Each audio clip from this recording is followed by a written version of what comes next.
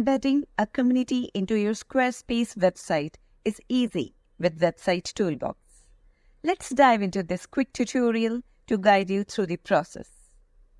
Start by signing up at websitetoolbox.com to create your community. Once created, click Integrate and then Embed to copy your embed code.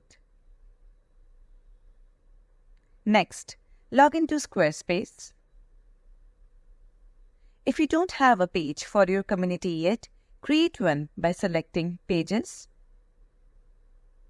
then clicking the plus icon. Choose Blank Page and name it Community. Click Edit,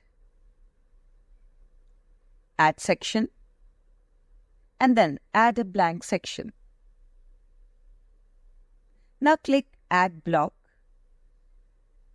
and choose Embed.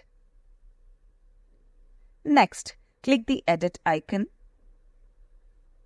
Choose Code Snippet and click Embed Data to copy-paste your embed code. Make the block full width, press Save, and then Exit. Right-click on the community link in your website's menu to copy it, and then paste it into the text box on Website Toolbox. Congratulations!